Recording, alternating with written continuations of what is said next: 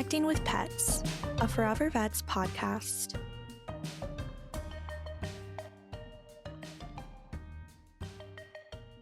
Welcome back to episode number 3 of Connecting with Pets, the Forever Vets podcast. Today we are talking about Animal Safety and Protection Month along with Pet Wellness Month. My name is Shelly and today we have Brandy here from our Tinseltown location. Welcome, Brandy. Hi, thank you so much for having me. Thank you so much for coming to talk about all these exciting topics. So to jump right into it, we have the holiday season coming up. We have our Trunks and Treats event this weekend. Halloween's right around the corner, and I know you're here to talk about like how a pet parent can prepare for all of these exciting things. Yeah, absolutely. And I think the holiday season, it just seems once it starts, it's like a ball that's rolling down a hill. It just keeps going. It goes so fast. It does. So I think it's a really great opportunity for us to talk about some steps that people can take to protect their animals during such a busy time of year. So, Brandy, what does safety look like out and about, for pets inside the hospital and then when they're not at the hospital? Sure, yeah, I think that's a great question, and I think it's kind of encompassing a lot of different areas because with pets in the veterinary field, we're seeing a glimpse of their life, but the owners really have so much control over their animals' safety. So I think it's really important that we do talk about what steps owners can take to protect their animals, both inside and outside of the veterinary clinic.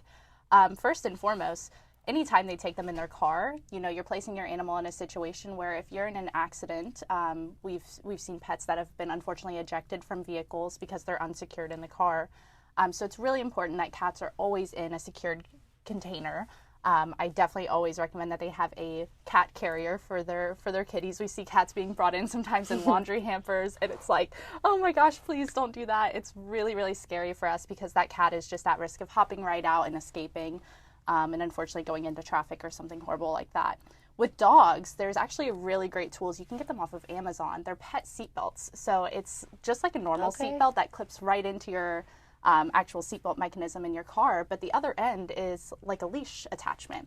So I always recommend that you get a harness that connects on the patient's back. That way, if it's around their collar or their neck, and you hook that to them and then you're in an accident, what happens is you slam on the brakes. If you've ever been in a car crash and you've experienced whiplash, imagine having a collar around your neck and you being yanked backwards by that, right? It's going to be causing more issues than good. So having a well-fitting harness that connects to the patient's back ultimately would protect them the most in the event of a car crash. So I always recommend using a pet seatbelt. Other things that it's great for, I know for me, when I open my car door, my dog's trying to hop right out. And trying to go. Yeah, gotta go. She's like, where are we at? I'm ready to go have fun. I'm ready to go play. And, sometimes the environment is not safe when I open the car. Maybe we're against a busy intersection. There's cars going by. Maybe there's another dog in the parking lot. My dog is reactive to other dogs. So those are things I have to take into consideration. So a pet seatbelt really secures her until I can make sure that she's in a safe space where I can take her out and have control over her. Yeah, I think that's really interesting. I have an Australian Shepherd named Riley, and she is also very reactive. When we go in the car is exciting. The biggest thing is when I'm driving, she tries to get up front with me. So it's a new tool that my boyfriend and I got was kind of like a pet hammock. Yes. So I've utilized the pet hammock, but I've never, maybe adding a seatbelt addition to that will even make it more comfortable for her and also more comfortable for us when we're driving too. Yeah, for sure. When my dog Olive was a puppy, I made the mistake of letting her sleep in my lap when I would drive. She expects that now. Oh my God, she's 60 pounds. So now when I'm driving, she's like, hey Mom, let me just crawl in your lap. And I'm like, oh my God, we're going to die. So it's definitely something I had to immediately get a seatbelt for her. The pet hammocks are great too because it's containing them to the back seat. Another thing I really love, I used to have a dachshund with back problems. She loved to look out the window though. And you know how high the windows are. Like she'd be standing up trying to see out the window. So we actually got her a booster seat. So she could see out the window. That's adorable. They're so cute, and they have the built-in seatbelt too. So there you go. It's a 2-in-1 if you have a small animal. So if you have a Dachshund, there are booster seats out there. Get you a booster seat for your baby. And I like that you bring up especially the safety for cats because I know cats and cat carrying cases sometimes don't blend. And I know we had a couple of other guests on the podcast recently, and they talked about fear-free and ways that they can make the cat carrier not a scary place. So they should check out that episode and then really listen to this one and take 2 and 2 and put them together. Oh, for sure. We love our kitty friends, and I feel like sometimes they get forgotten about. Yes. So I love to bring up the cats because I'm such a cat lady. That's same. Same here. Moving along with this and learning, I guess, your pet's behavior and their body language from, going to the vet, that there's obviously safety precautions and things that you guys take inside the vet, but what is something else that you would want pet parents to know and understand about pets' behavior, whether they're at the vet or, just a normal day at home? Sure, yeah, I think that's a great question. With our pets, I think it's really important to remember that every animal comes with their own personality. So, one dog may have a higher prey drive than another dog. One dog might be a little bit more protective than another dog is. And I think that, there is a large stigma around muzzles with animals. And I think that when used appropriately and in the correct circumstances and the correct times, a muzzle is a great tool to protect not only yourself, but your pet too. So a lot of times we see very reactive dogs who don't get walked on the leash because the owners know if I take this dog out, they're going to be pulling me, they're going to be jumping and lunging at other animals. I might lose hold of the leash, my dog might bite somebody. And when that happens, a lot of times these dogs are not walked, they're not socialized. So these issues just compound and they become more and more reactive as time goes on. And then we have to start thinking about things like behavioral management through medications. And a lot of people don't want to do that because they don't want to change the personality of their pet, or they feel like they're punishing their pet for something, which is a whole other topic on itself, because that's also a wonderful tool when utilized properly.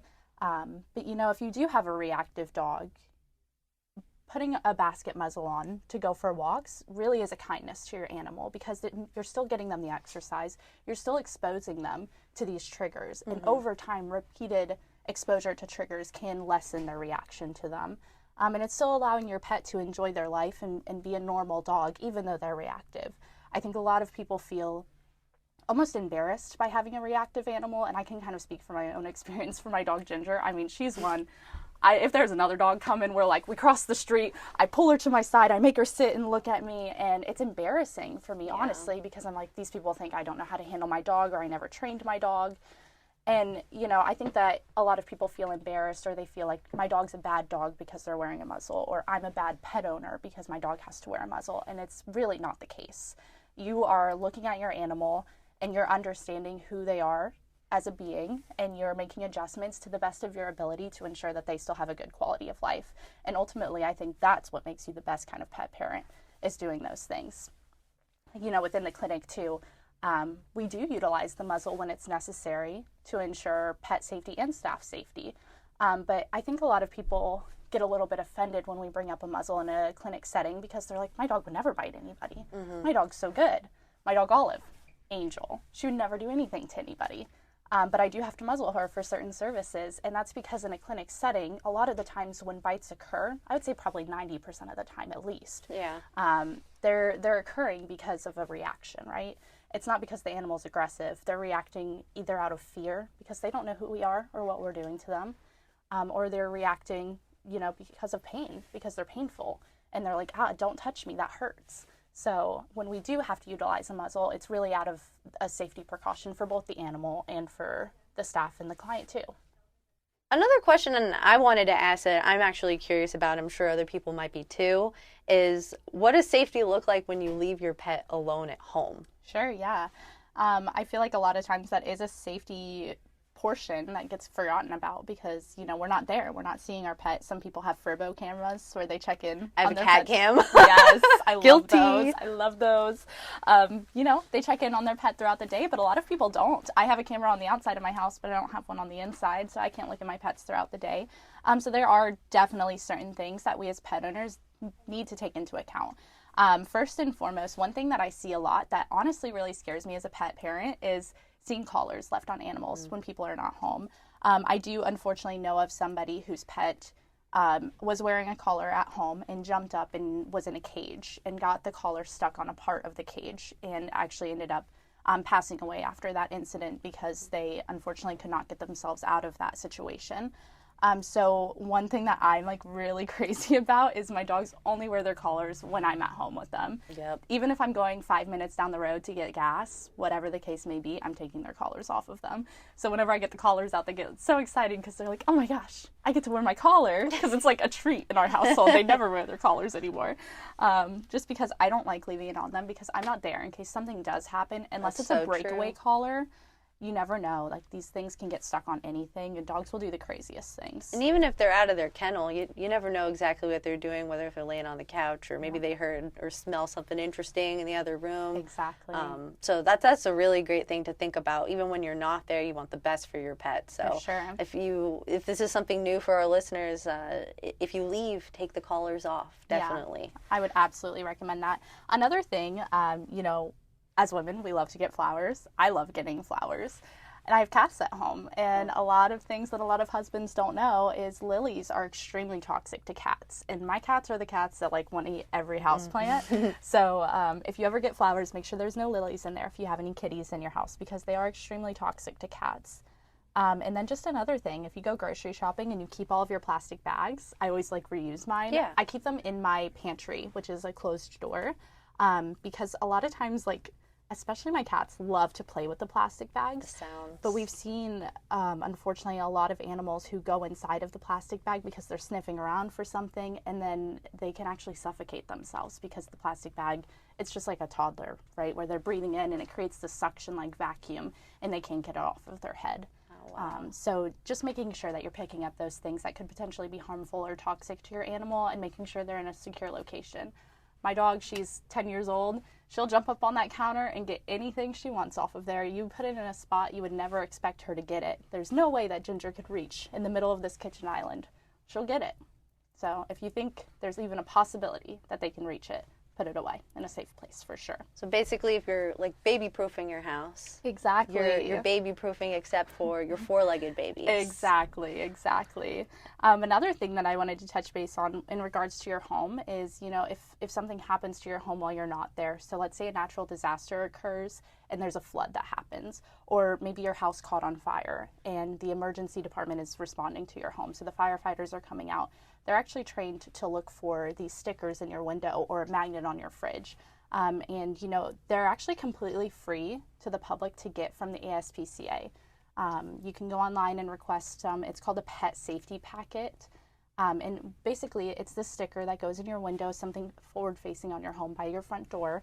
And it will have boxes where you can fill out how many of each species you have living in your house. So for me, I'd go 2 cats, 2 dogs, 2 people. Okay. And then if there's a fire in the middle of the night or a fire while I'm not home, when the fire department is responding, they're going to look at that sticker and know, hey, there's 4 animals in here that we need to recover. So they will look for your animals. That way, because they've never been to my home, right? So they're not going to know how many animals I have. That's true. So I think that's a great tool, and I would strongly recommend everybody go on to the ASPCA and order one. Completely free. Completely free. Once you fill out your information, it's going to pop up and ask for a donation. And if you can donate, please do, because they do a lot of really great life-saving work for animals, but the donation is not required. All you have to do is check your email after you sign up and just hit confirm, and they'll mail it to you. Wow, that's a really fantastic information to have. So especially when you leave your house and you go to work, there's lots of things that, you know, maybe you didn't consider before that you'll start to think about now. Absolutely. So you've shared so many incredible examples to, you know, protect our pets when they are at home or we're not at the vet. So now transitioning it and thinking about protection with prevention, for example, on the medical side. Can you go into a little bit more about that? Absolutely. You know, one of my favorite sayings in veterinary medicine is that prevention is cheaper than treatment, right? Yes. So a lot of times, you know, people will get animals and then they just don't know about certain diseases that can be prevented by vaccines, or heartworm disease being able to be prevented by a monthly chew. And let me tell you, the cost of heartworm treatment, I think it's like 6 years worth of prevention. Like, you can buy 6 years worth of heartworm prevention for the same amount that it would cost to treat heartworm disease. That's insane if you put it like that. I know, the perspective is wild. So, you know, there's a lot of steps that we can take to prevent, you know, things from happening to our pets just through simple things like vaccinations annually, or giving our dog the monthly heartworm prevention. It's something that I definitely always recommend for our patients. You know, when you're coming into the hospital and we're talking about all of those vaccinations, it's going to seem like a lot at first because we're recommending 4 to 5 different vaccinations for your pet. But just understand we're doing that because we want you to be educated and informed for the potential diseases that your pet may be exposed to. And we want to make sure that you have the right and the knowledge already to make the best decision for your pet. So, you know, for every animal, we're obviously recommending a rabies vaccine. Rabies is fatal if it's transmitted. It's fatal. There is no treatment for rabies.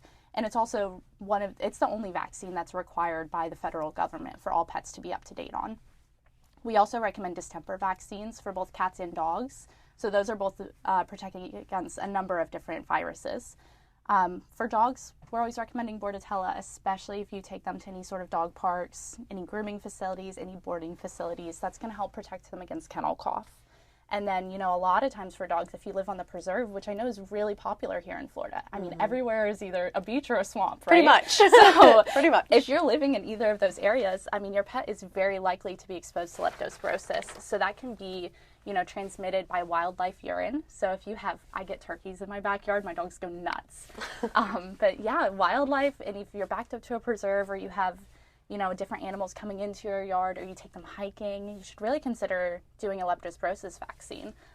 That is a zoonotic disease. So if your pet gets leptospirosis, you can actually contract it too. Oh, wow. And it can cause some really, really severe problems with your kidneys, with your liver. So definitely would recommend, if there's any wildlife that you see around where your pet goes, just go ahead and vaccinate them for it. And then another thing that I really think is a little bit under talked about is training. I know we talked a little bit earlier about, muzzle use with aggressive or reactive animals. Another really great tool is a trainer. You can take your dog, they do in-person classes, they do classes where you drop them off for a few weeks and then go back and pick them up.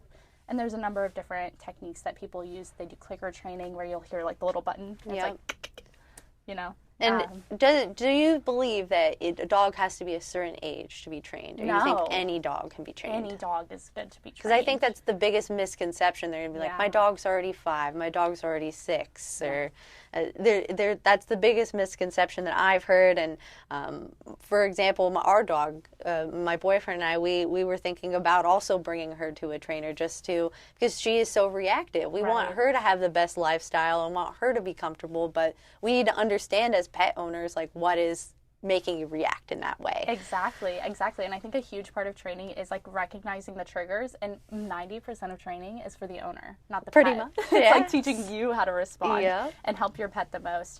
The saying, like, you can teach old dogs new tricks. You can. That is true. You absolutely can train them at any time.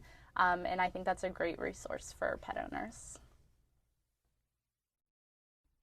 One thing that I wanted to touch base on, back when you were talking about transporting pets in the car, once you arrive to said destination, it's really important to obviously take your pet out of the car. Florida's heat, it seems like it's year-round. So what other tips can you give for our viewers listening? Yeah, no, absolutely. And I think that's something that, like, I personally have seen so many times working in the veterinary field. I've been here in Florida for 5 years now. You're not joking when you say that Florida's heat is like a different level. And unfortunately, I've seen numerous cases of pets being forgotten in cars because, they thought somebody else grabbed the pet out and didn't even realize that the baby was still in the car. And it's such a horrible, horrible thing that can happen, and it's completely preventable by knowing where your pet is at all times. So definitely really important. Just like little kids, you have to know who's in your car with you and make sure that you're taking the precautions to get them out. A lot of newer cars have the sensors in the back that are like, check back seat when it detects weight. My car does that to me, and I'm like, it's just my backpack. But it always thinks it's something, So make sure that you heed those warnings and you're cognizant of what you have going on in your vehicle. If you have your pet with you, a lot of times we're distracted, we're on the phones, we're looking at TikTok, we're reading and responding to text messages. Don't forget about your baby that's with you. Which kind of brings me into, something else I wanted to touch base on with the summer months. Winter lasts like a week here. So summer months seem to come back up really, really fast. And the heat, it seems like it always brings out, more animals on the road, more animals getting loose, wildlife coming out of not even hibernation, but they're just more active during these months, during the warmer times. So if you ever see an animal that's experiencing an emergency situation, if you see a pet that was hit by a car, please call us, because we'll help you in those sorts of situations. Our number one goal here is always to help animals, no matter what the case may be. So if you ever see something and there's an animal loose and you're able to bring it into one of our hospitals, please do, because we'll help you and we'll help you find a solution for that pet. No, that's really great, especially in Jacksonville. You see new construction everywhere. new traffic routes and things like that, more people moving into the city. So we got to look out for our friends that are still in the forest and nearby. A great thing, we do see exotic animals at a lot of our locations, along with the domestic ones. But like Brandy stated, if you see anything, contact a Forever Vets location, and someone will be there to help. Well, thank you so much for talking about animal safety and pet wellness overall, Brandy. This has been a lot of great information that I think everyone is really going to enjoy and be educated from. Is there anything else that you would like to say before we conclude today's podcast? Well, first, I want to say thank you so much for having me. Pet safety is something that I'm really passionate about. I may be a little bit too passionate about it because I get a little crazy sometimes with my own animals. But I appreciate, you giving me this opportunity to talk about this topic. I do want to say, if you're looking for more information about how you can keep your pets safe at home or how you can help other pets in your community, I would strongly recommend checking out that ASPCA website. They have a lot of great resources on there, and again, you can request that pet safety packet to have in your home. Perfect. Well, thank you for everyone joining us on Connecting with Pets, and we will see you next week. Thanks everyone for listening. We are Forever Vets, locally owned and operated in Jacksonville, Florida. Visit us at forevervets.com to find out more about our community events, monthly promotions, and more specifics on animal care. Don't forget to catch our episode next week.